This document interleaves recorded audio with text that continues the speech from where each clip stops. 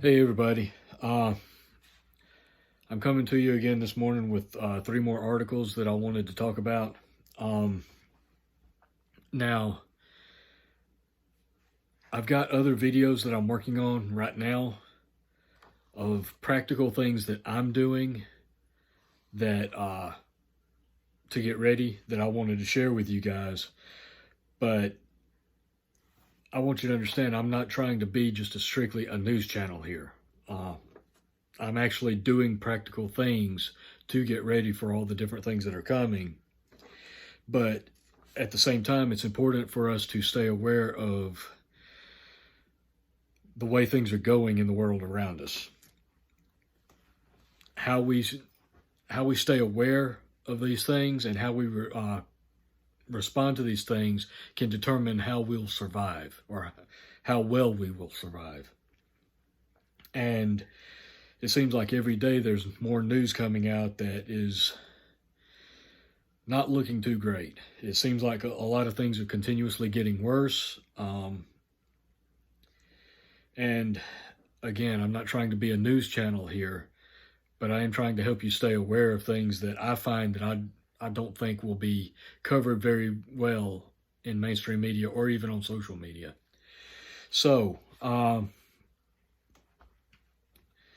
that being said, the three articles that I wanted to cover this morning are the first one, the Kremlin tells the U.S. to await response to economic war. The Kremlin spokesman, Dmitry Peskov, cast the West sanctions as a hostile act. He hasn't outlined the nature of Russia's response, but Peskov has said the United States definitely has declared war, an economic war, and is waging this war.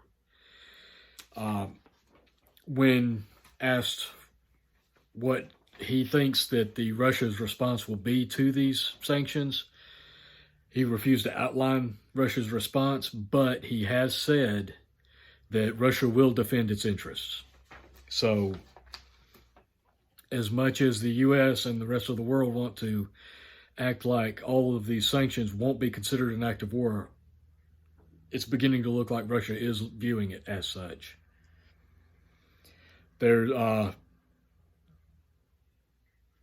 There's apparently looking at sanctions to apply to the West in response, from what I can gather.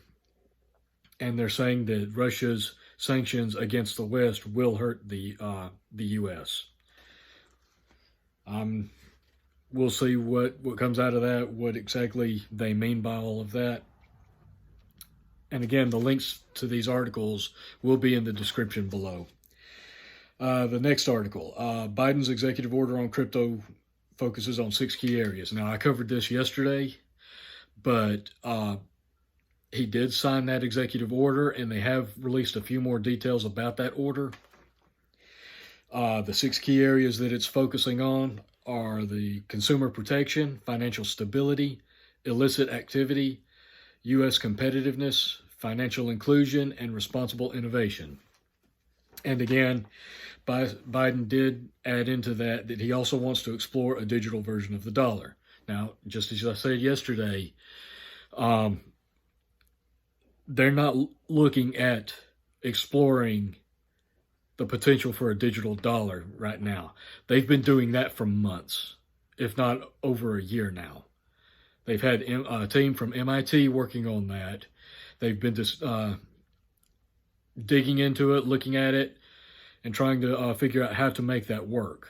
So they're not exploring it now. They've already done that. They're just setting the groundwork to start it.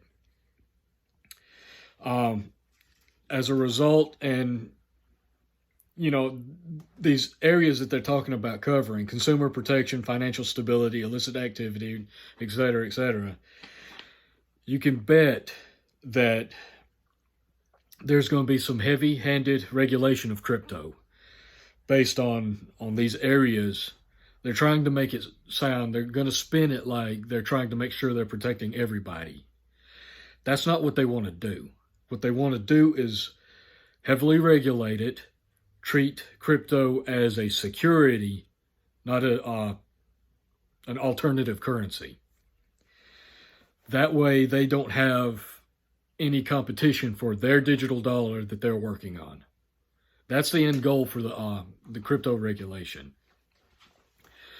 All of this stuff that they're talking about doing is not for your protection. It's not to make sure you don't lose money, and it's not to make sure crypto stays stable, or as Biden included in the executive order, the climate effects of crypto, seeing as how it takes so much energy to mine crypto. This is solely about regulating and controlling a competitor or a potential competitor to the U.S. digital dollar.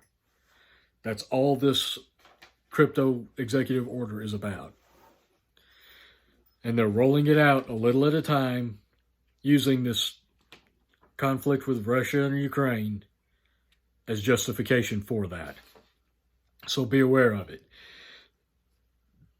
You might expect that there's going to come a point where if you're holding Bitcoin or Ethereum or one of the other cryptocurrencies, where you might not be able to trade dollars for crypto and crypto for dollars. So you'll only be able to trade in the currency. You won't be able to trade between the cryptocurrency and the dollar. And that'll make it more difficult for people who want to use it as an alternative currency. It's not going to make it impossible. You'll still be able to do it. I'm not an expert on cryptocurrency, so I'm not sure exactly how that works, but I do know it is possible to trade crypto offline without using dollars. It is possible. Now, whether you're up to the task of learning how to do all of that, that's an individual issue right there. But you need to understand that they are going to make it difficult, if not impossible, to use dollars to buy the currency at some point. All right, moving on to the next, and what I consider the more concerning article. The Chernobyl nuclear site has lost power as of 11:22 local time on Wednesday morning. According to the State Nuclear Regulatory Inspectorate of Ukraine, the nuclear site has lost power. Now, according to the inspectorate, the generators have enough fuel for 48 hours, and repair to the transmission lines is made impossible by continued combat in the area. There are 20,000 spent fuel rods at that site. Those rods are about 20 years old. They're kept cool by being submerged in water, and that water evaporates. You're having to pump more water in. Without power, they can't pump more water in to keep these rods cool. So, as that water evaporates, that water level drops. If those fuel rods are exposed to air, there could be the potential for a radiation hazard. On Thursday, Ukraine's Minister of Foreign Affairs has called for a ceasefire to allow for repairs. They're looking at it as a very serious risk for Europe right now. As of yet, I don't know if there's a ceasefire in place. I don't know if there's a ceasefire going to be put in place. I don't know what Russia's response to this is. But from what I can gather, as of right now, the nuclear site at Chernobyl has lost power, and they're unable at the moment to repair the lines due to combat. So that's something to be concerned about. Just about every online retailer for potassium iodide tablets is sold out. Radiation gear is being sold out like crazy. I'm hearing reports that they are sending tablets, radiation gear, gas masks, decontamination showers, and all kinds of supplies and PPE to Ukraine, or to the countries surrounding Ukraine. So I don't know all the details about that, but it's something to try to keep your eyes open and ears open on. Try to learn as much as you can. In the meantime, just keep doing what you're doing. If you have the opportunity to buy some of these items and you have the money, it probably wouldn't hurt to get them. It may or may not come to needing them, but it's better to have them than not have them. I mean, it's better to have them and not need them than need them and not have them. But again, don't spend every last dime you've got trying to buy one item for something that may or may not happen. You need to make sure all your bases are covered. Don't react out of fear. Don't panic. You make decisions during panic or when you're scared, and you're going to make mistakes. You're going to make bad choices. So just bear in mind that if you can afford this stuff and you have the opportunity, it might be advisable to get some, but don't hurt yourself in other ways trying to get this one item. I remember back when the Fukushima event happened, people all over the United States started buying up all kinds of nuclear gear. They were buying up the suits, the hazmat suits, the tablets, Geiger counters, radiation detectors, all kinds of stuff. And for us here in the United States, it was basically a non-issue.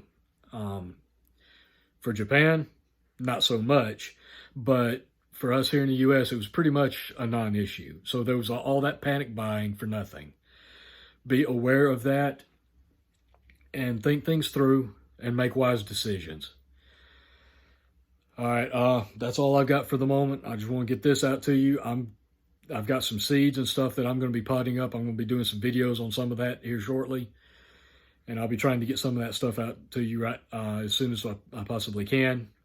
But again, this is not just a news channel. I'm just trying to keep you aware of some of the things that are going on that you may not be aware of. Because mainstream media and even social media is not very reliable at times. Sometimes you have to really dig for this stuff. Anyway,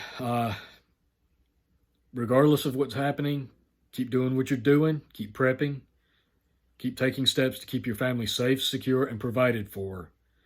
That's all you can do, folks. And don't let fear and panic guide your preps. Think things through, make plans, take steps. All right, that's all I've got for right now. Thanks for watching. I really appreciate it, guys. Like, share, subscribe if you haven't, and I'll catch you later. Take care.